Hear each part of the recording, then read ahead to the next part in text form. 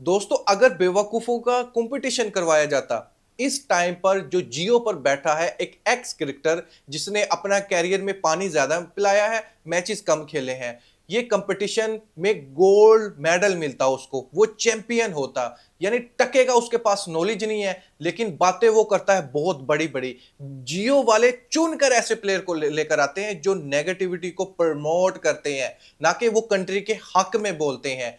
सिकंदर बख्त ने एक इतना घटिया स्टेटमेंट दिया है, आप सुनकर हैरान रहेंगे।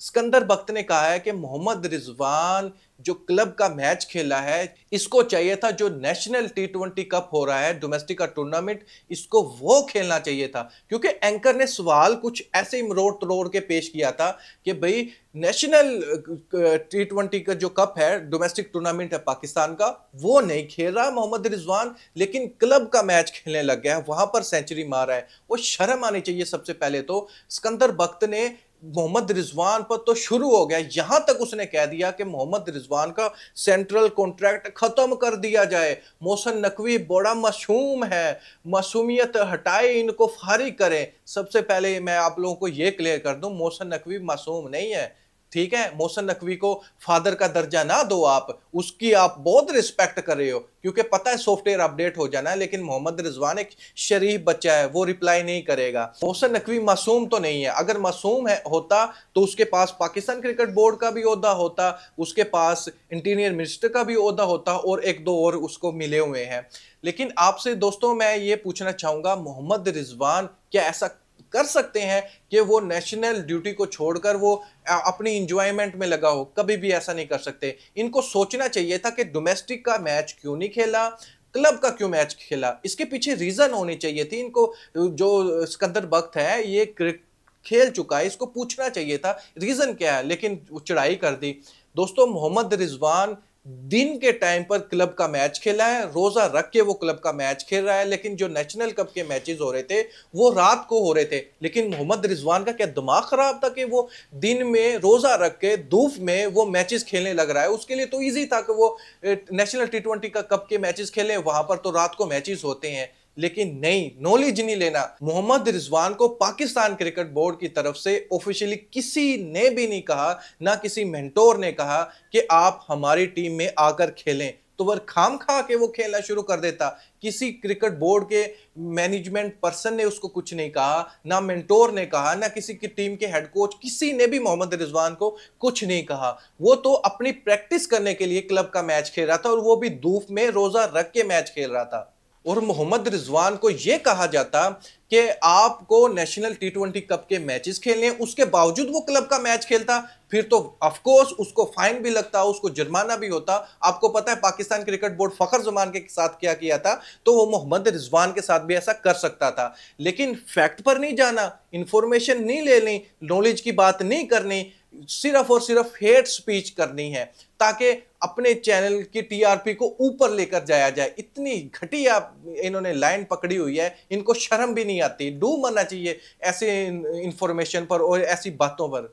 अब दूसरी बात सुने, जिसने कहा था कि बाबर आजम और मोहम्मद रिजवान डोमेस्टिक का टूर्नामेंट नहीं खेल रहे, इन लोगों ने इनकार कर दिया है। आपको पता होगा पाकिस्तान के जितने भी जर्नलिस्ट है, वो जो एक कमरे में बंद बैठकर वीडियो बना लेते हैं, जिसको फील्ड में जाकर कुछ पता भी नहीं करना पड़ता, ना किसी से पूछना पड़ता, खाम खा बस एक वीडियो बना देनी होती है। उनको शर्म से डूब जाना चाहिए। अब जब बाबर आजम ने मैच खेला, उसके बाद पता उन लोगों की हालत कैसी थी? कुछ ऐसे ही थी। मेरे पे लानत है, मैं किसी पे लानत नहीं भेजना चाहता, मेरे पे लानत है। देखा आप लोगों ने, क्योंकि बाबर आजम डोमेस्टिक का मैच खेले थे, लेकिन इन लोगों ने क्या न्यूज चलाई, बाबर आजम धोखा दे रहा है, बाबर आजम को डोमेस्टिक इवेंट खेलना चाहिए था, बाबर आजम क्यों नहीं खेल रहा, वालिद साहिब ने बोला था तो फिर वो क्यों नहीं खेल रहा, अब वो एग्जिट क्यों कर गया ये टूर्नामेंट? शर्म आनी चाहिए। लेकिन बाबर आजम तो टूर्नामेंट खेल लिया। वो जो अभी तो पाकिस्तान क्रिकेट टीम का कैंप स्टार्ट हो गया है, लेकिन स्टार्ट होने से पहले चाहे उसको एक मैच मिला हो,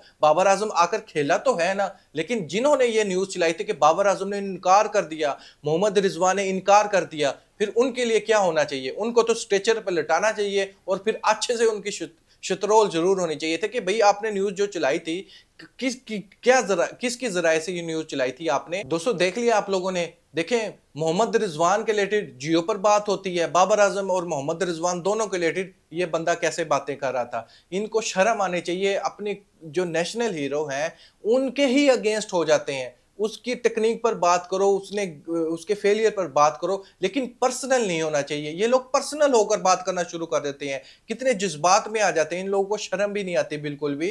थोड़ा सा तो हथौला रखना चाहिए इंसान को, लेकिन फेक न्यूज़ बिल्कुल भी नहीं फैलानी चाहिए। जब तक आपके पास पूरी इंफॉर्मेशन आ जाए उसके रिलेटेड के वाकई ये बात सच है और सबसे बड़ी बात है, और ये इनकार कैसे कर सकते हैं। पाकिस्तान क्रिकेट बोर्ड किसी भी प्लेयर को बोले कि आपने ये डोमेस्टिक का टूर्नामेंट खेलना है, वो इनकार कर देगा? नहीं कर सकता।